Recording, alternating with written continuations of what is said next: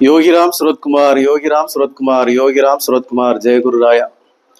ஓம் அண்ணாமலை வாசாய வித்மகே வைகுண்ட ரூபாய தீமகி தன்னோ யோகி ராம் சுரத்குமார் பிரச்சோதயாத்.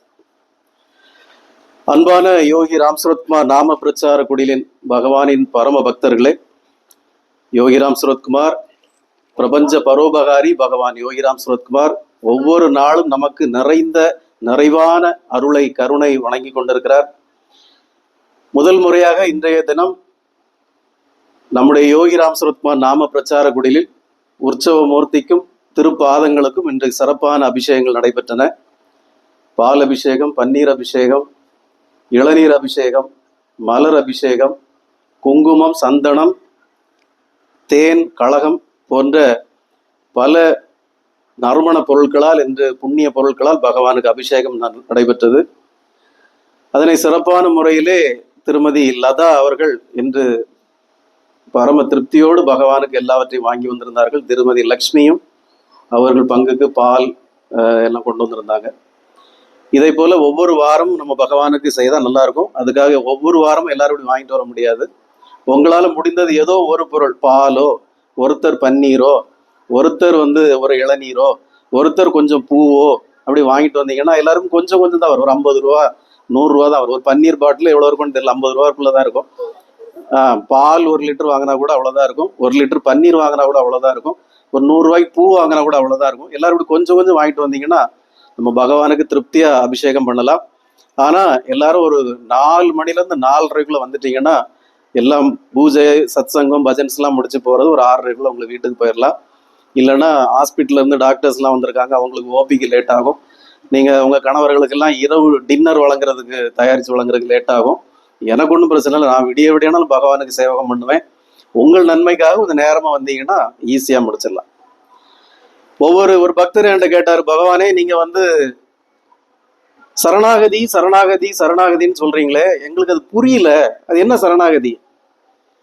சரணாகதி அடைஞ்சா பாதத்துல, பகவானுடைய பாதத்துல சரணாகதி அடைஞ்சா அவர் எல்லாத்தையும் பார்த்துக்குவாரா?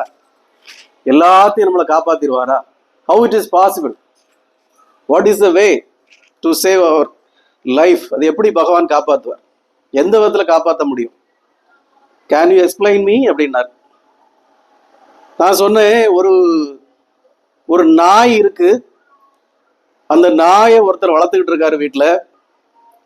அந்த நாய் அவருக்கே விசுவாசமா எப்போ அவரை சுத்தியே போகுது. அவருக்கு பாதத்துல போய் கிஸ் பண்ணுது, அவர்கிட்ட கிஸ் பண்ண சொல்லி இது பண்ணுது, அவருக்கு உதவியா இருக்கு, எப்பவுமே அவர்கிட்ட பாசமா இருக்கு நாய்.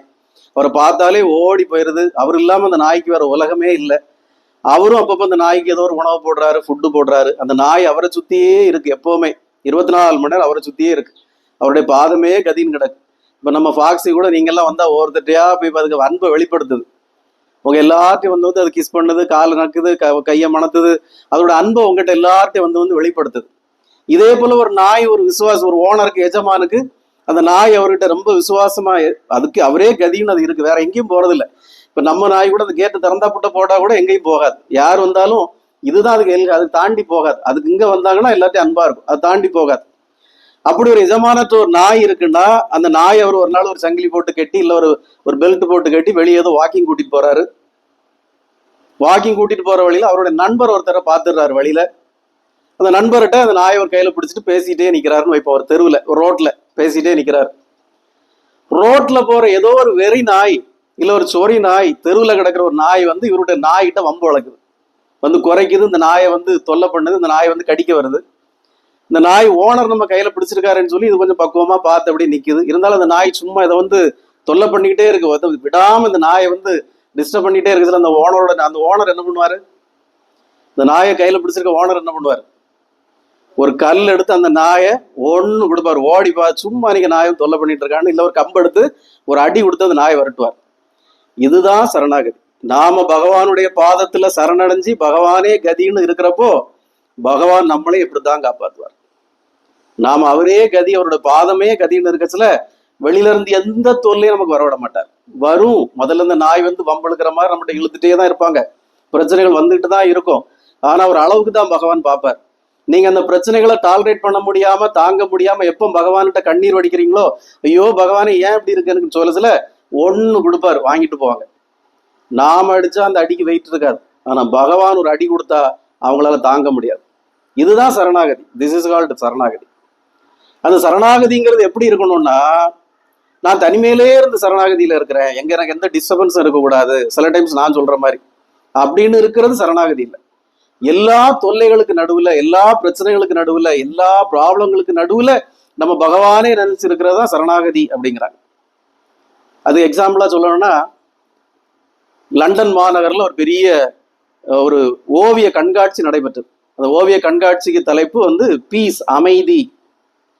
அமைதியின் தலைப்புல எல்லாரும் ஒரு படம் வரைஞ்சிட்டு வாங்கினாங்க. ஏகப்பட்ட படங்கள் வரையப்பட்டிருக்கு. எல்லாரும் அமைதினாலே இந்த நாட்டுல 90% பேரும் இந்த புத்தரை தான் படம் வரைவான். ஏன்னா அவர் ஒரு ஆள் தான் அமைதியா இருக்காரு, வேற எவனும் அமைதியா இல்லை, வேற யாரும் யோக நிலையில இல்லை.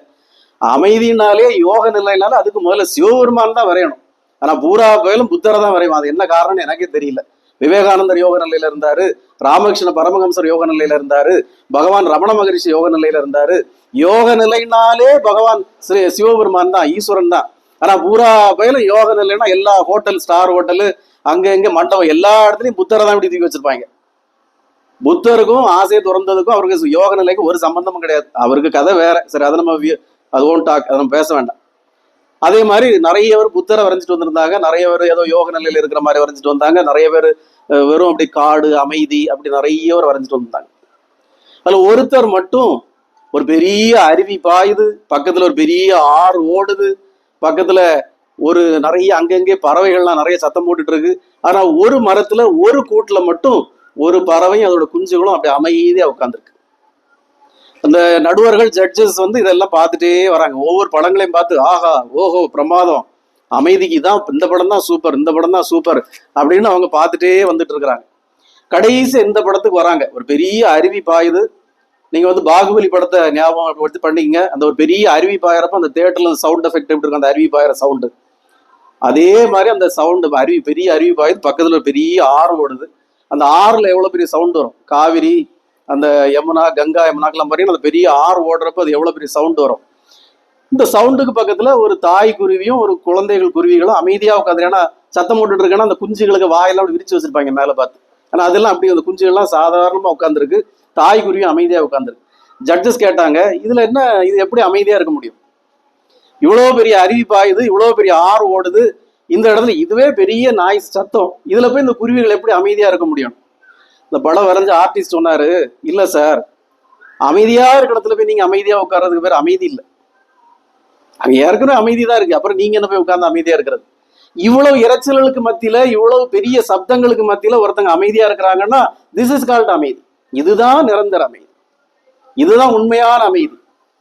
இதே போலதான் பகவான்கிட்ட நீங்க சாந்தமா உட்காந்து நாமம் சொல்லணும். நீங்க வந்து பகவானே நினைச்சு வழிபடணும்னா, எனக்கு தனியா ஒரு ரூம் வேணும், வீட்டுல யாரும் இல்லைன்னா தான் எனக்கு முடியும், மாப்பிள்ளை இல்லைன்னா தான் எனக்கு முடியும், குழந்தைங்க இல்லைன்னா தான் முடியும், நாய் இல்லைன்னா தான் முடியும்னு சொல்லி நீங்க நினைக்கவே கூடாது. பிள்ளைகளுக்கு பரீட்சை இருந்தாலும், கணவருக்கு பிஸியா இருந்தாலும், பிள்ளைகளுக்கு என்ன இருந்தாலும், வீட்டுல என்ன வேலைகள் இருந்தாலும், அந்த அமைதி அப்படிங்கிறது உங்க மனசுக்குள்ளே, உங்க சிந்தனையில அந்த அமைதி இருந்துகிட்டே இருக்கணும். அதுதான் போன வாரம் வந்த ஒரு பக்தர் சொன்னார். இந்த இடத்துல வந்து அமர்ந்தவுடன் அவர் வந்து 3 மணி நேரம் 4 மணி நேரம் தியானத்துல அப்படியே உட்கார்றவர். எல்லா சித்தருடைய ஜீவ சமாதிகளுக்கும் போய் அவர் உட்கார்றது அவருக்கு வேலை. அவர் இந்த இடத்துல வந்து உட்கார்ந்து இருந்தாரு. நான் வீட்டுக்குள்ள இருந்து வரப்போய் ஒரு 1/2 மணி நேரம் உட்கார்ந்துட்டு சொல்லாரு, சுவாமி இந்த இடத்துல பரிபூர்ண பகவான் இருக்காரு, நல்லா தெரியுது அப்படின்னாரு. அப்ப அந்த அளவுக்கு பகவான் இந்த இடத்துல இருக்கிறாருன்னா, உங்களுக்கும் உங்க மனசுல, உங்க உடம்புல, உங்க எண்ணங்கள்ல அவர் அமைதியை தருவார். அப்ப நம்ம நம்முடைய குடும்ப சூழல்கள்லையும், நம்ம சமூக சூழல்கள்லையும் பகவானை நம்ம சிந்தையாலையும் மனதாலையும் நம்ம அமைதியா அவரை தியானிக்கிறது தான் தியானம். எனக்கு தியானம் பண்ண முடியல, எனக்கு கோயிலுக்கு வர முடியல, எனக்கு அங்க டிஸ்டர்பன்ஸா இருக்கு, இங்க டிஸ்டர்பன்ஸா இருக்கு அப்படின்னு நம்ம நினைக்கவே கூடாது. எல்லா தொல்லைகளுக்கு மத்தியிலையும், எல்லா தொந்தரவுகளுக்கு மத்தியிலையும் நம்ம பகவானே தியானம் பண்ணி, பகவானே நினைச்சு, பகவான்கிட்டே நம்ம வர்றதுதான் பரிபூர்ண அமைதி. அதுதான் தியானம். இதே போல நம்முடைய கர்மாக்களை கழிக்கிறதுக்கு பல வழிகள் இருக்கு. தர்மம் பண்றது, அது பண்றது, பகவான் நாமம் சொல்றது, இந்த கர்மா கழிக்கிறதுக்கு பல வழிகள் இருந்தாலும், கர்மாவை கழிக்கிறதுக்கு இன்னொரு வழிய சித்தர்களும் யோகிகளும் சொல்லியிருக்காங்க. சிந்தையாலும் மனதாலும் ஒரு வேலையை நம்ம செய்தா போதும். அதுக்கு 10 காசு செலவு கிடையாது. அந்த காரியத்தை பணக்காரன் தான் பண்ண முடியும், பாவம் பண்ண முடியாது, ஏழை பண்ண முடியாதுங்கிற இதே கிடையாது. எல்லா மனித ஜென்மங்களும் இந்த காரியத்தை பண்ண முடியும். அவங்க என்ன சொல்றாங்க சித்தர்கள், உங்களுக்காக நீங்க இப்போ ஸ்ரீபிரியா இல்ல லக்ஷ்மி இல்லைன்னா அவங்க பானு இல்லைன்னா ஷீபா இல்லைன்னா பாப்பா ரின்சி லதா யார நாம இல்ல அவங்க கலையரசி எல்லாரும் இருக்காங்க. இந்த உலகத்துல நீங்க ஒருத்தர் உயிர் வாழ்றதுக்காக, நீங்க ஒருத்தர் நிம்மதியா உயிர் வாழ்றதுக்காக யாரெல்லாம் உங்களுக்கு வேலை செய்துட்டு இருக்காங்க? நீங்க நிம்மதியா தூங்குறதுக்கு, நீங்க நிம்மதியா நடக்கிறதுக்கு, நிம்மதியா பேசுறதுக்கு, நிம்மதியா பாக்குறதுக்கு, எல்லாத்தையும் ரசிக்கிறதுக்கு யாரெல்லாம் உங்களுக்கு வேலை செய்துட்டு இருக்காங்க? உங்க இதயம் வேலை செய்யுது. நீங்க தொல்லை இல்லாம யூரின் போறதுக்கு உங்க யூரினரி டிராக்ட் வேலை செய்யுது. நீங்க கஷ்டம் இல்லாம மோஷன் போறதுக்கு உங்க மோஷன் இதெல்லாம் வேலை செய்யுது. நீங்க 24 மணி நேரம் பேசுறதுக்கு உங்க வாய்கள் ஜா எல்லாம் வேலை செய்யுது. நீங்க இந்த உலகத்துல உள்ள இயற்கையெல்லாம் ரசிக்கிறதுக்கு உங்க கண்கள் வேலை செய்யுது. நீங்க எல்லாத்தையும் சிந்தனை பண்றதுக்கு உங்க மூளை வேலை செய்யுது. நீங்க எல்லாத்தையும் விட்டுட்டு நல்லா சாப்பிட்டு கொரட்டை விட்டு தூங்கினாலும் நீங்க உயிரோட இருக்கிறதுக்கு உங்களுடைய இதயம் வேலை செய்துட்டே இருக்கு. சித்தர்கள் என்ன சொல்றாங்க? நீங்க ஒவ்வொரு காரியம் செய்யறப்போ உங்களுடைய ஒவ்வொரு உறுப்புகளுக்கு நன்றி சொல்லுங்கன்றார். யூரின் போறோமா, பகவானே நன்றியப்பா, என்னோட யூரினரி டிராக்ட், என்னோட பீனிஸ் இல்லைன்னா வஜைனா எல்லாத்துக்கும் நன்றி. எனக்கு எந்த பிரச்சனையும் உலகத்துல எத்தனை பேர் இதுல நோய் பிடிச்சி ஹாஸ்பிட்டல் கிடக்குறாங்க, ஆனா நான் இந்த நோய் இல்லையே, எனக்கு நான் நிம்மதியா இருக்கிறேனே, அதுக்கு நன்றியப்பா. எனக்கு இன்னைக்கு ஒழுங்கா மோஷன், எத்தனை பேரும் மோஷன் போகாம ஹாஸ்பிட்டல் வந்து அட்மிட் ஆகி எனக்கு ஐயோ ஐயோன்னு சத்தம் போடுறான், எனக்கு இன்னைக்கு கிளியரா ஒரு தடவை 2 தடவை போகுதே, நன்றியப்பா, அதுக்கு நன்றி. என்னோட இதயம் எப்போ நான் என்னோட உயிர் நின்று போகாம துடிச்சிட்டு இருக்கே, அதுக்கு என்னோட இதயத்துக்கு நன்றி. இந்த அழகான இயற்கையும் இதெல்லாம் தந்து கடவுள் தந்துரு கண்ணால இதெல்லாம் பார்த்து ரசிக்கிறனே, என்னோட கண்களுக்கு ஒரு முறை நன்றி. பகவானுடைய நாமத்தையே சொல்றேனே, எல்லாத்திலும் பேசுறேனே, ஊமைகளா எத்தனை பேர் எக்ஸ்போஸ் பண்ண முடியாம இருக்கிறாங்க, என்னுடைய வாய்க்கு நன்றி. எல்லா உணவுகளையும் ருசியா சாப்பிடுறேனே, என்னுடைய நாவுக்கு நன்றி. எல்லா உணவுகளையும் கடிச்சு சாப்பிடுறேன், என்னுடைய பல்லுக்கு நன்றி. ஒவ்வொரு உறுப்புகளுக்கு எல்லா நாமத்தையும், பகவானுடைய நாமத்தையும் சத்சங்கத்தையும் எல்லாத்தையும் கேட்கிறேன், என்னுடைய காதுகளுக்கு நன்றி. பகவானை நான் வணங்குறேனே, என் கைகளுக்கு நன்றி. இந்த கை இல்லாம எத்தனை பேர் கஷ்டப்படுறாங்க. இந்த உணவை எடுத்து சாப்பிடுறேனே, அதெல்லாம் ஜெபிச்சு எனக்கு உணவுக்கு சக்தியா தருதே, வயிறுக்கு நன்றி. ஒவ்வொரு ஆர்கனுக்கும் நன்றி சொல்லுங்கன்றாங்க. இந்த நன்றி நீங்க இந்த ஜென்மத்துல உங்களுடைய ஒவ்வொரு உடல் உறுப்புகளுக்கும் சொல்ற நன்றி, அடுத்த ஜென்மத்துல திரும்பவும் மீண்டும் எந்த ஒரு குறையும் இல்லாம, ஏதொரு நோயும் இல்லாம உங்கள் உடல் உறுப்புகள் உங்களுக்கே வந்து சேரும். சத்தியம். அப்போ நமக்காக பணி செய்து இந்த உடல் உறுப்புகள் எல்லாம் 24 மணி நேரம் நமக்காக பணி செய்துட்டே இருக்கு. அதுக்கு ஒரு நன்றி சொல்லுவோம் முதல்ல. அப்புறம் வெளியே போறோம், ஒரு காக்கா அடிபட்டு கிடக்கு, நம்மளால ஒண்ணும் செய்ய முடியாது. ஆனா இறைவா அந்த உயிரை ரொம்ப நேரம் துடிக்க வைக்காது. பொழைக்க வைக்க முடியுமா இருந்தா பொழைக்க வச்சிரு, இல்ல மரணிக்க வைக்க முடியுமா இருந்தா சீக்கிரம் மரணிக்க வச்சிரு, வேதனைப்படுத்தாரு. ஒரு ஆம்புலன்ஸ் நம்மள கடந்து போகுதா, கடவுளே இந்த ஆம்புலன்ஸ்ல போறவங்க நல்லா பொழைச்சிருட்டும், கடவுளே யாரோ ஒருத்தங்க போறாங்க நல்லா பொழைச்சிருட்டும், அவங்களுக்கு எந்த பிரச்சனையும் இருக்கக்கூடாது. யாரோ ஒருத்தங்க பிச்சை எடுத்துட்டு இருக்காங்களா, கடவுளே அடுத்த ஜென்மான்னு ஒண்ணு இருந்தா இவங்களுக்கு இந்த பிச்சை எடுக்கிற விதை கொடுக்காதீங்க. ஒரு பிரார்த்தனை. ஒரு பைக்ல ஒரு 2-3 பயலுக தலைதறிச்சு போறானுங்களா, கடவுளே இந்த 3 பயல்கள் அவங்க அம்மா அப்பாவுக்கு பிள்ளையா போய் வீட்டுல சேர்ந்துடணும் கடவுளே. ஊர் ஆர்த்தோ ஹாஸ்பிட்டல் திறந்து வச்சிருக்காங்க, எங்கேயாவது போய் 2 லட்சம் 3 லட்சம் போய் அட்மிட் ஆயிடக்கூடாது கடவுளே. ஒரு பிரார்த்தனை. இல்ல ஒருத்தர் கார்ல நம்மள கட்டாமுடான்னு ஓவர்டேக் பண்ணிட்டு போறான், கடவுளே அதுல எத்தனை 2-3 ஜீவன்கள் இருக்கு, நல்லபடியா கொண்டு போய் வீட்டுல சேர்த்தணும் பகவானே. நம்ம அவன்கிட்ட சண்டைக்கு போக கூடாது, இவன் இப்படி ஓட்டிட்டு போறான் சண்டைக்கு போகாம ஒரு பிரார்த்தனை வைங்க. இப்படி நம்ம காண்பது கேட்பது பார்ப்பது எல்லாருக்கும் ஒரு பிரார்த்தனை, எல்லாருக்கும் ஒரு பிரேயர். இந்த மாதிரி நீங்க எல்லாருக்கும் ஒரு பிரேயர், ஒரு பிரார்த்தனை. பக்கத்து வீட்டுக்காரங்க நம்ம தொல்லை பண்றாங்களா, கடவுளே அவங்களும் நிம்மதியா இருக்கட்டும், நானும் நிம்மதியா இருக்கிறேன், அவங்களுக்கு ஒரு நல்ல மனசு கொடுங்க, அவங்களுக்கு ஒரு நல்ல சிந்தனையை கொடுங்க. யாரையும் தொல்லை பண்ணாதவனும் அவங்க சந்தோஷமா இருந்துட்டு போட்டு, நாங்களும் சந்தோஷமா இருக்கிறோம், அவங்களுக்கு நல்ல புத்தியை கொடுங்க கடவுளே. அதை பண்ணுங்க. எந்த ஒரு தொல்லை வந்தாலும், நன்மை நடந்தாலும், எது நடந்தாலும் எல்லாத்துக்கும் ஒரு நன்றி சொல்லி பழகி பாருங்க. இந்த பிரபஞ்சத்துக்கு நன்றி, மழை பெய்யுதே இந்த வானத்துக்கு ஒரு நன்றி, சூரியன் உதிக்குதே டெய்லி சூரியனுக்கு ஒரு நன்றி, நிலா டெய்லி வந்து நம்மளை குளிர்விக்குதே அந்த நிலாவுக்கு ஒரு நன்றி, எல்லாத்துக்கும் ஒரு நன்றி, எல்லாத்துக்கும் ஒரு நன்றி சொல்லி பாருங்க.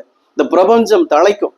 ஒவ்வொரு ஜனங்களும் ஒவ்வொரு மனிதர்களும் இதை போல நன்றி நன்றி நன்றி இறைவா நன்றி நம்ம சொல்ல ஆரம்பிச்சிட்டோம்னா, நமக்குள்ள ஏற்படக்கூடிய அந்த பிரபஞ்சம், அந்த பாசிட்டிவ் எனர்ஜி இருக்குல்ல, அதுதான் நம்மளுடைய கர்மாக்களை கொல்லும். நம்முடைய சிந்தனைகள் எல்லாத்தையும் ஆசீர்வாதம் பண்ண பழகிட்டா, எல்லாருக்கும் நன்றி சொல்ல பழகிட்டா, அந்த சிந்தனை நம்மளுடைய டிஎன்ஏல போய் நம்மளுடைய கெட்ட கர்மாக்களை எல்லாம் தொலைச்சிடும். எல்லாருக்கும் ஒரு ஆசீர்வாதம், எல்லாரும் நல்லா இருங்க, எல்லாரும் வளமோடு வாழுங்க, எல்லாரும் நல்லா இருங்க. அதனாலதான் ஒரு சனாதனத்துல உள்ள ஒரு குறிப்பிட்ட ஒரு குரூப்பினர் வந்து தொடங்கத்திலே வாழ்க வளமுடன் சொல்லி தொடங்குவாங்க, முடிக்கத்திலே வாழ்க வளமுடன் சொல்லி தொடங்குவாங்க. எல்லாருக்கும் ஒரு வாழ்த்து. இந்த தயவு செய்து இந்த குட் மார்னிங் குட் ஈவினிங் இதெல்லாம் குப்பையில போடுங்க, ஒரு நமஸ்காரம் சொல்லுங்க இல்லையா, வணக்கம் நமஸ்காரம், இல்ல ராமா ராமா கிருஷ்ணா கிருஷ்ணா ஏதோ ஒன்று சொல்லுங்க. அப்படி சொல்றப்போ உங்களுக்கு புண்ணியம் கிடைக்கணும். ஒவ்வொரு வார்த்தையில ஒரு புண்ணியம் கிடைக்கும். குட் மார்னிங்ல என்ன புண்ணியம் கிடைச்சிருப்போம்? நமஸ்காரம்னு சொல்ற அந்த வார்த்தையில ஏகப்பட்ட நல்ல விஷயங்கள் இருக்கு. நீங்க வட இந்தியாவுக்கு போனீங்கன்னா எல்லாரும் ராம் ராம்னு தான் கூப்பிடுவாங்க. ராம் ராம். எந்த பெரியவங்களை பார்த்தாலும் ஒரு காலை தொட்டு கும்பிட்டு ஒரு ஆசீர்வாதம் வாங்க. வட இந்தியாவில் அந்த பழக்கம் இப்போ இருக்கு. எந்த சின்ன குழந்தைங்க வீட்டுல பெரிய ஆள்களை பார்த்தாலும் காலில் இருந்து ஒரு ஆசீர்வாதம் வாங்க. ஏன்னா ஒட்டுமொத்த உங்களுடைய வாழ்க்கையின் அனுபவம், உங்களுடைய ஆன்மீகத்தோட எல்லாமே உங்களோட உச்சந்தலையிலையும் உங்களோட உள்ளங்காலிலேயும் அந்த பவர் எனர்ஜி இருக்கு. அப்ப நீங்க ஒரு தலையில தொட்டு கும்பிட முடியாது. நீங்க உங்களுக்கு அந்த சக்தி இல்லை. காலை தொட்டு கும்பிட்டீங்கன்னா அந்த முழு எனர்ஜி உங்களுக்கு கிடைக்கும். உங்களுடைய கெட்ட பாவங்கள் எல்லாம் அதுல போகும். அதனால எல்லா வாழ்க்கையில ஒவ்வொரு கணத்தையும், ஒவ்வொரு சிந்தனையும், ஒவ்வொரு செயலையும் இறைவா நன்றி, இந்த பிரபஞ்சத்துக்கு நன்றி நீங்க சொல்லி சொல்லி பழகிட்டீங்கன்னா எல்லாமே எல்லாமே உங்களுடைய சுத்தி இருக்க ஆறா எல்லாமே அப்படி பெருசாயும்.